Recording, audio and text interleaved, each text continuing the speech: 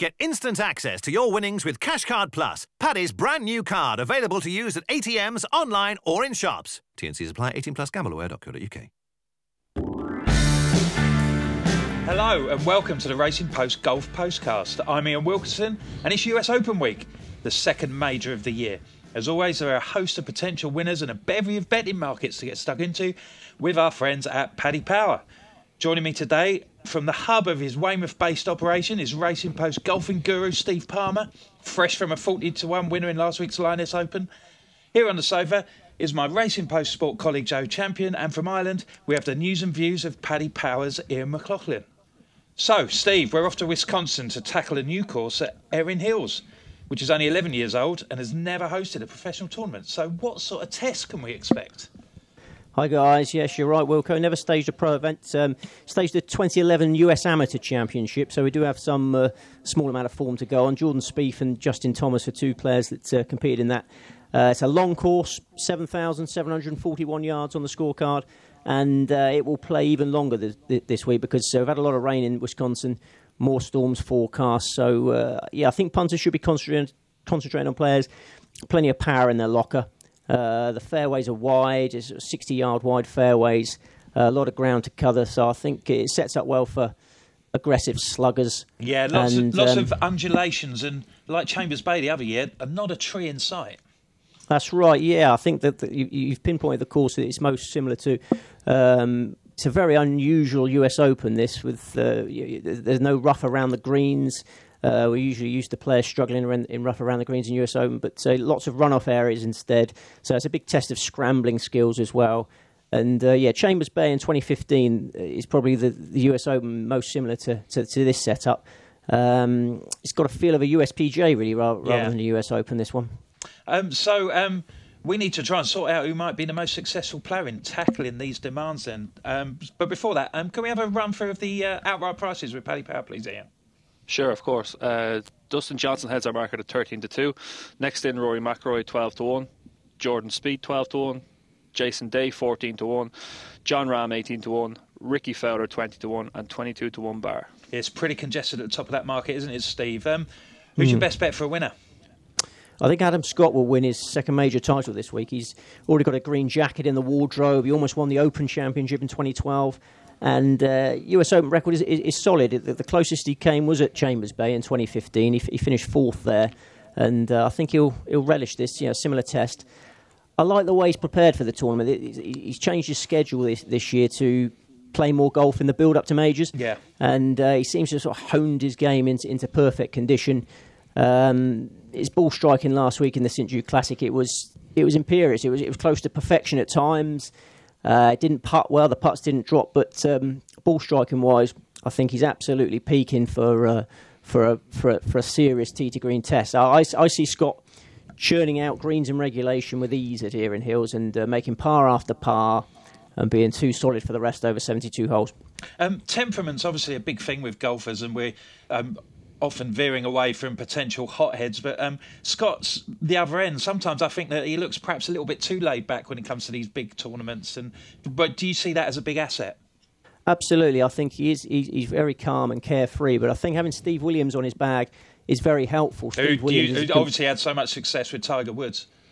Absolutely, yeah. He's the completely contrasting character to Scott, and I think they merge well. He fires him up, and his best performances this year have come when in the Masters and the Players' Championship when he had Steve Williams with him. So I think it's good that he's got Williams on the bag to fire him up, keep him focused. And I just see 4 solid rounds from Scott, and I think if it's playing as tough as everyone thinks it's going to be, I think that will be enough to get the job on. Maybe 4 rounds of 70, I don't know.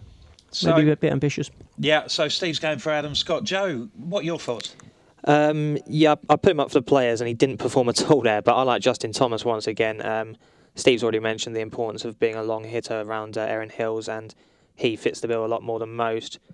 Just a few of the guys at the top of the market. Dustin Johnson is the obvious one, but he's short enough. Is that do you think the fact that he missed Dustin missed out on the Masters in such circumstances, he had to drop out right on the eve of the tournament, do you think that's going to make him even hungrier to retain a US Open, which is obviously no mean feat?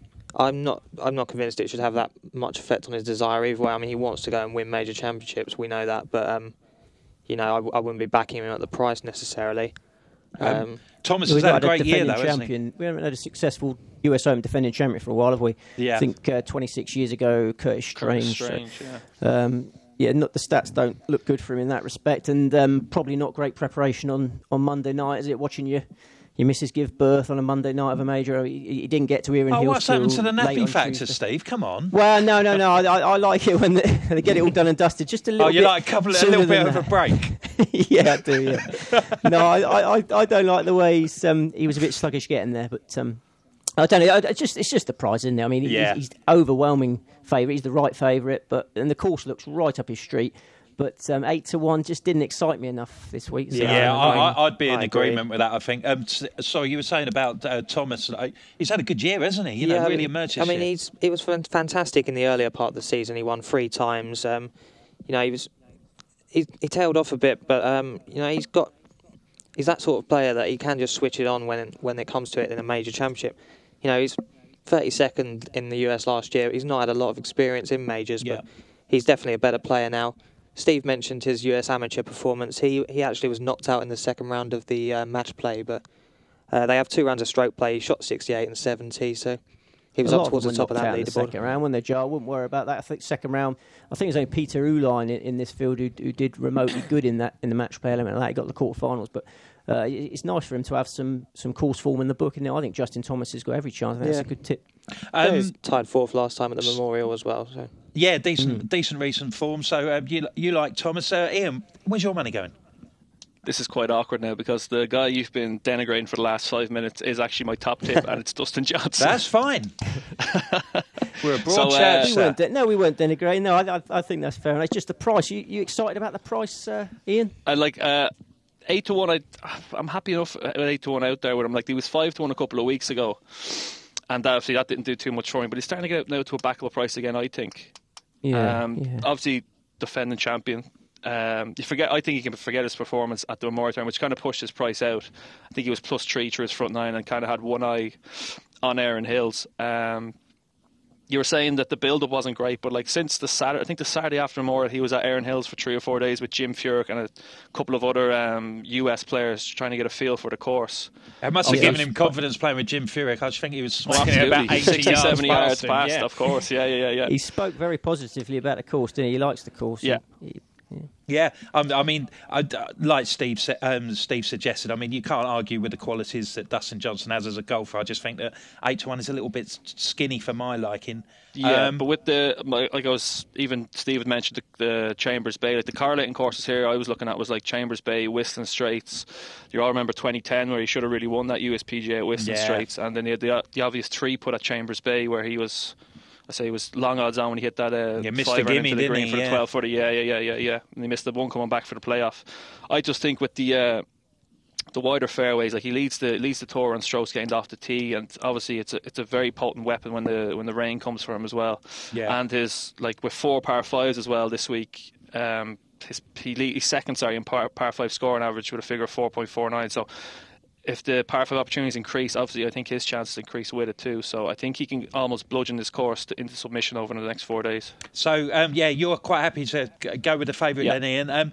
My pick, I'm going for an American as well. I like Ricky Fowler this week. I think he's been in solid form all season, and an accurate long driver should be just a ticket for a track like this. I know he's missed the cut in his last 2 US Opens, and he has previously had the habit of knocking himself out of contention on the Thursday, but I think this looks a natural step for him now to make a challenge to be the Master. I'm not too concerned about him missing the cut last week because these majors, they do prove a big distraction for people if they're not winning. So I'm quite happy to go with him. But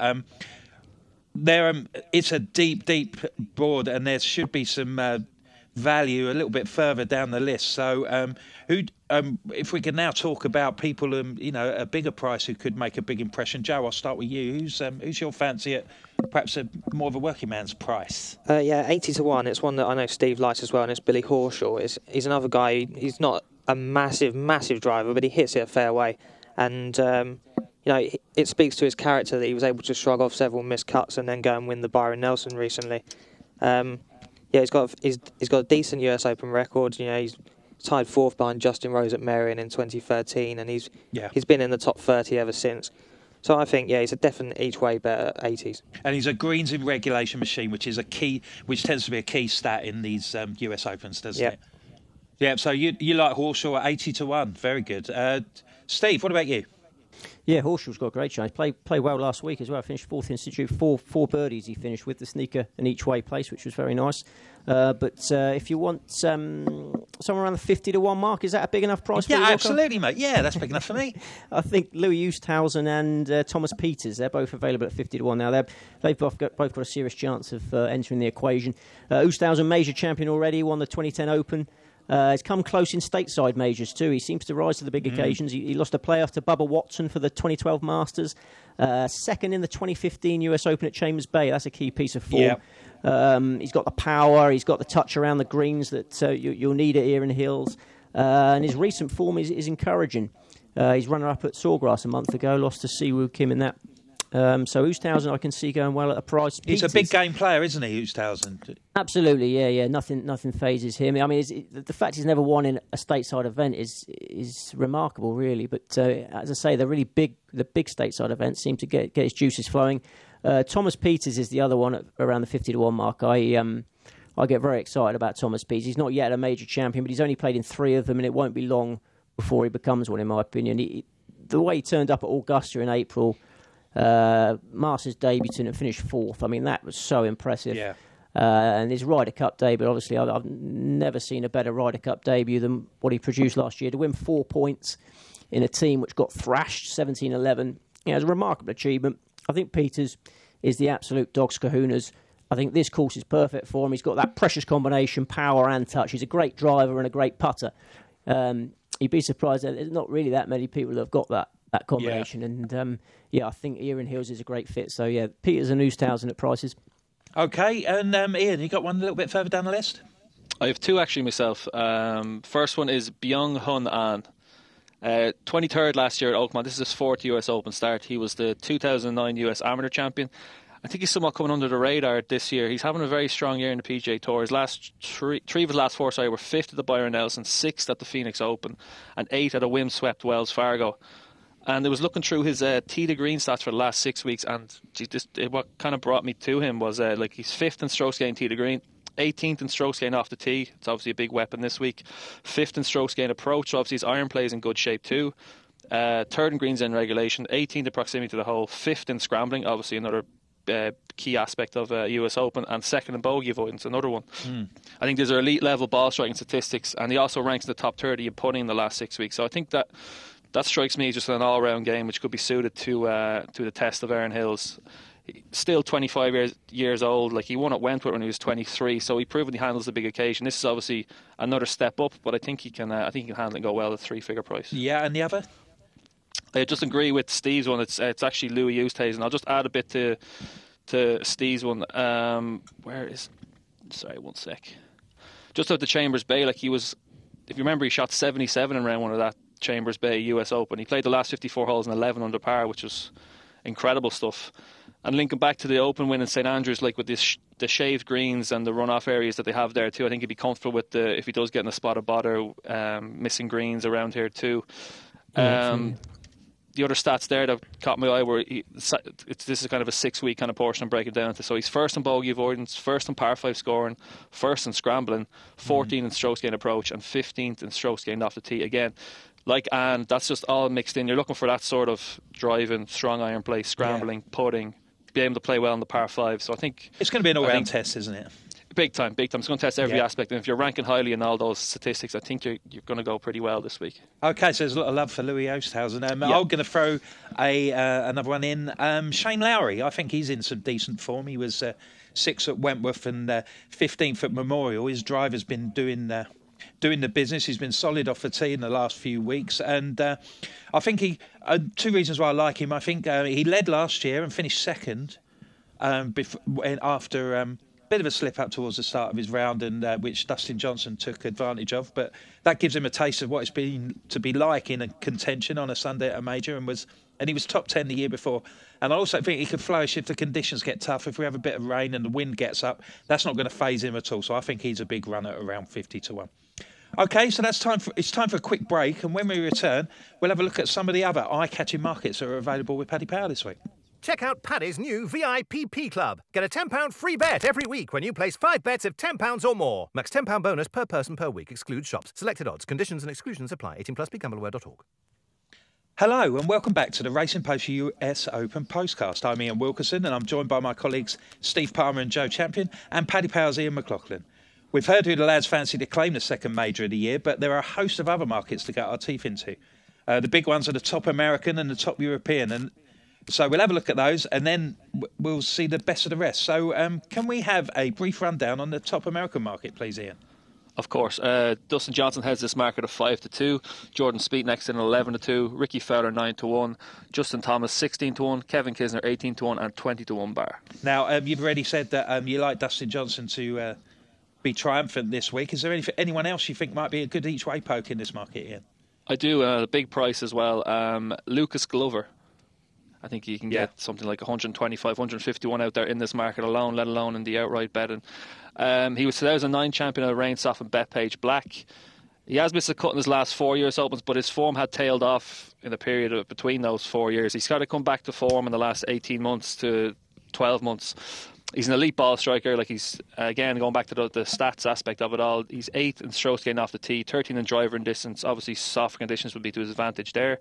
17th in par 5 scoring, 21st in bogey avoidance. I don't think he can win the tournament, but I think he can give you a good run at those sort of prices in the top US market. But you've forgotten my favourite Lucas Glover fact, the fact that he doesn't wear a glove, which is... which is somewhat ironic, a bit like the bloke called Beard in ZZ Top who hasn't got a beard. Anyway, so but that's by the by. So Lucas Glover for you in the top American market. Joe, we've said about Justin Thomas and Ricky Fowler. Is there anyone else that you quite like? No, not particularly. I'm quite happy to stick with Thomas. Yeah. Yeah, I like Ricky as well. What about you, Steve? Any good Americans? It's such a tough market. No, I mean, you've got to respect Johnson. Ricky Fowler's stats are second to none. Brooks Koepka, Justin Thomas, Kevin Chappell. There's too many with chances. If you want to go for a massive price, Sean O'Hare. Sean O'Hare playing nicely, good enough ball striker to handle major championship setups. Yeah, I think there's so many possible winners in that market that I won't bet on it, but if I did, I'd go for a massive price like Sean O'Hare. And the top European, Steve, we'll start with you, shall we? Top European, I think this will be between Thomas Pieters, as discussed, and Sergio Garcia. I think Garcia seems to finally made that transition from boy to man. I haven't quite got there yet, but his temperament is no longer a weakness, is it? It's no longer a weakness. He's a very mature, more rounded man. He seems to be getting a good influence from his wife's side of the family, his wife-to-be. And I think Erin Hills will be right up his street. You know, he's got a sort of linksy feel to it. Garcia, strong in all departments. What sort of price can we get on Garcia, Ian? Garcia's 15-2 in the top European market. Can you just give us a brief? Of course, yes. So Rory McIlroy heads the market of 5-1. John Rahm 6-1. Sergio Garcia 15-2. Justin Rose 15-2. Henrik de Stenson 10-1. Thomas Pieters 12-1 and 14-1 bar. Now, what about Garcia slam price here? Have we got a grand slam price for Garcia? I don't think we do. I don't think I have it up on the site at the moment. I think it's feasible. It could go 3 legs this year. I mean, yeah, Birkdale's up his street. I think it's possible. Let's start talking about it. You heard it here first. Okay, so we'll get on that one. Now, Ian's mentioned McIlroy there. We've not talked about him at all. Injury concerns, Steve. He says he's fit. He's been recuperating in Portugal. Can he just rock up and win this? Such a shame what's happened this year, isn't it? I thought McIlroy would have a really big year, and it just hasn't happened. I mean, he'd be full of competition rust. You know, playing practice rounds is totally different to having a scorecard in your hand. He's still adjusting to new clubs as well. So the combination of rust and adjusting to new clubs, he's putting a new putter in the bag this week. I think ordinarily McIlroy come to this course, a wet US Open venue, wide fairways. It looks perfect for him, but I just don't think he's going to be sharp enough to take advantage. Would you agree with that, Joe? Yeah, I agree. As a mate of mine saw Rory out in Portugal, as you know. Oh, yeah. About 3 weeks ago. And, he said all he was doing was just chipping and putting. There wasn't, he hadn't been working on the driver at all as far as he said to him anyway. So, he might be a bit rusty in that department. Good inside line there, folks. So, Joe, would you like in the best European?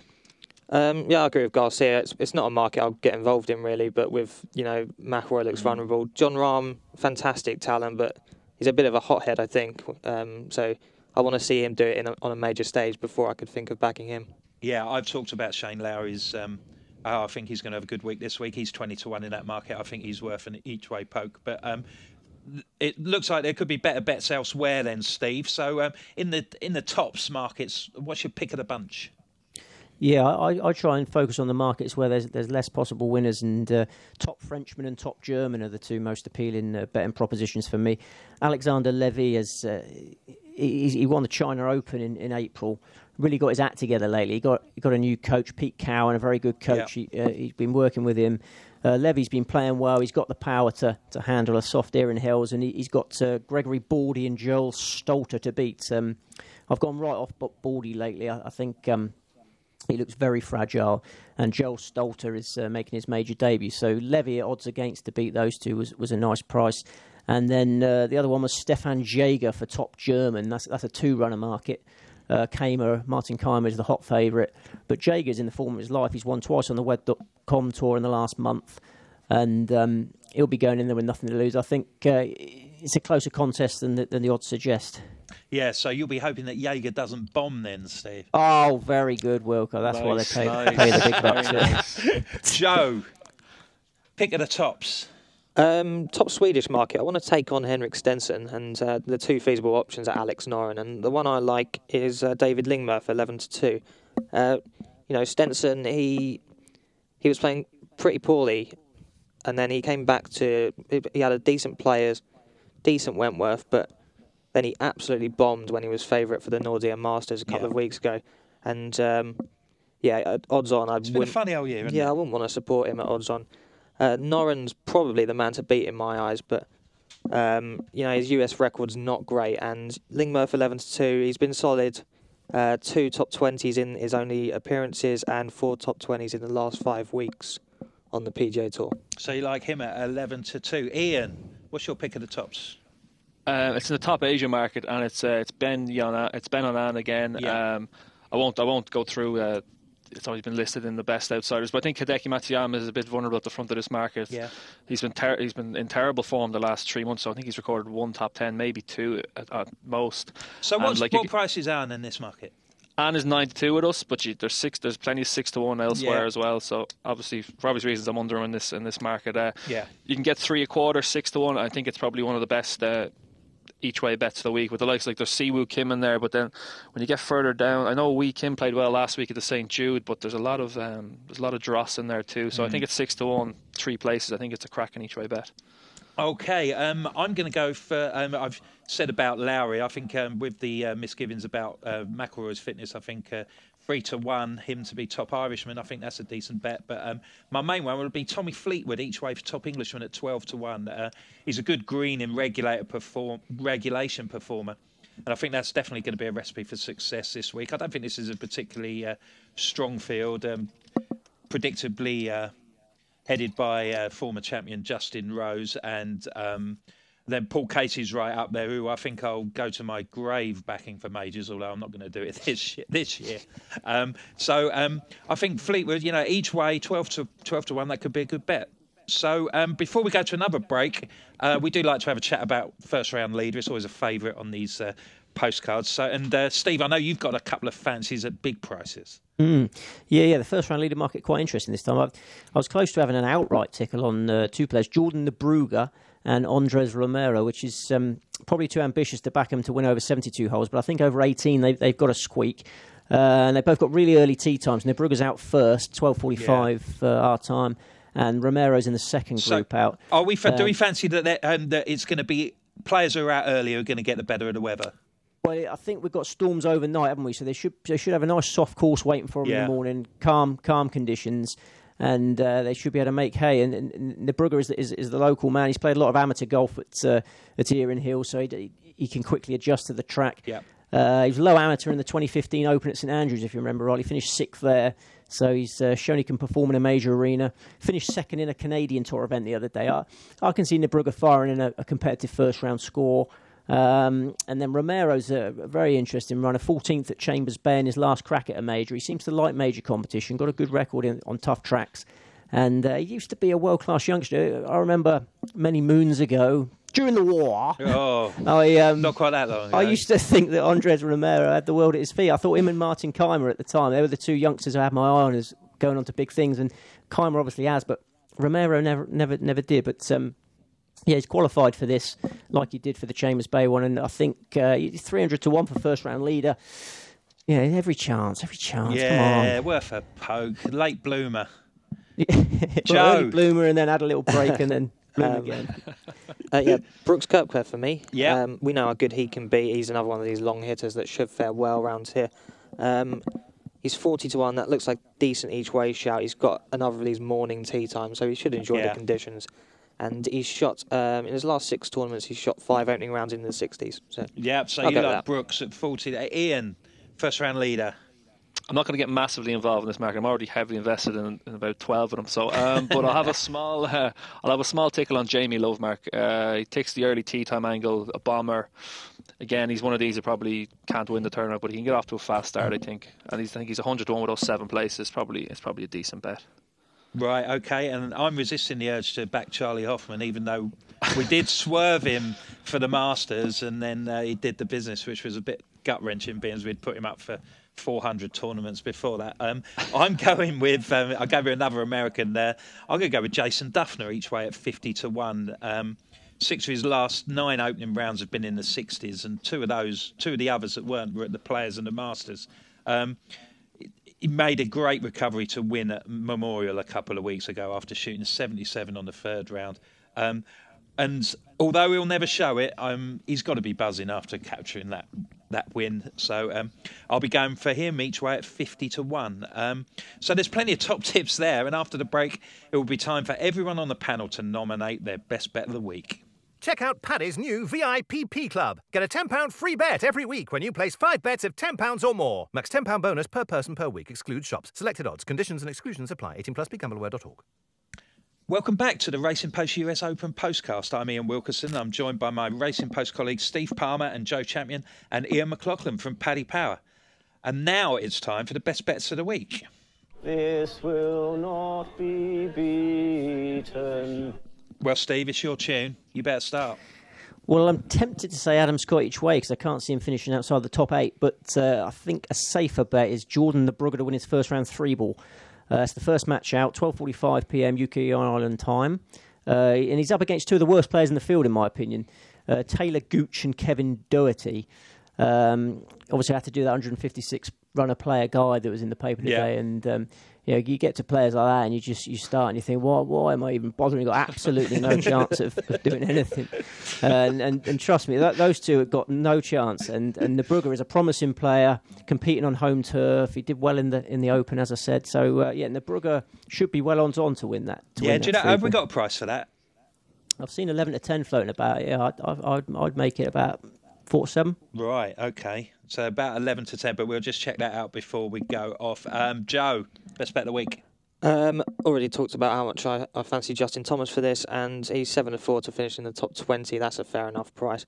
Another market I'm quite interested in is the what the winning score will be over under market, which Paddy Power have got up at -7.5, and I think it might not get that low. 8 of the last 10 US Opens have been won by scores of 7 or worse. The only 2 exceptions, Martin Keimer in 2014. He won by 8 shots with -9. But everyone else was miles back. And Rory made a mockery of... Rory ripped it up, didn't he? Yeah. Congressional, didn't he? But yeah, that's something I consider backing... Okay, so you're gonna stick your neck out. You're gonna go with Thomas, or you're gonna go with your unders? I'll go with Thomas, but I was wondering what the other guys were thinking about the over/under. Yeah, Steve, really. What do you think of that? Yeah, as I said earlier, I think 470s will win it. I think 8 under par might be the target. When these courses get soft, they get a lot easier, and Yeah, I think there's birdies to be made the way it's set up at the moment. They were hacking away at the rough yesterday, weren't they? Rory McIlroy getting his knickers in a twist when he found out that they'd taken away some of the fescue. I think I think 8 under par might be the mark. Adam Scott shoots 470s, and everyone's laughing their socks off. So, Ian, the market would suggest that you think sort of like 7 under is going to be about bang on. This was one of the most talked about markets of the week. We have a WhatsApp group with the traders, and we were at loggerheads for most of yesterday afternoon about what we were going to put the pitch at. I was a little bit lower than the 7.5 on offer. I think some guys were higher. I was laying bets at the pitch. I think I was at 4.5 maybe. I think I was laying that to Dave Curran as well. So I could be in for an expensive weekend if none of my guys are up there. And the score's at 7 or 8 under par as well. So bet that relies on the weather gods. You just shouldn't be getting heavily involved. And you don't know what they're going to USGA as well. If the USGA see somebody at 5 or 6 on the bar, they can all the play weekend, silly buggers, can't they? As I said to Dave, they get the windmills out and the clown mouths out on the greens. So we can't turn to crazy golf for the putting at the weekend. So, what about you then, Ian? What's your bet of the week? The best bet of the week, and this is going to take a bit of convince to everybody. He's classed on social media circles as a delicate genius, and it's Bryson DeChambeau. Top 20 finish. Now, it's a very speculative nap, I know, but hear me out on this one now. All season, his driving actually has been terrible. I think that's what's been like putting in his poor results. He can't get it in play off the tee at all. It's slowly starting to come together. I'll give you the 6 week span statistics. He's 15th stroking off tee in the last 6 weeks, 10th in driving distance, 15 in proximity to hole.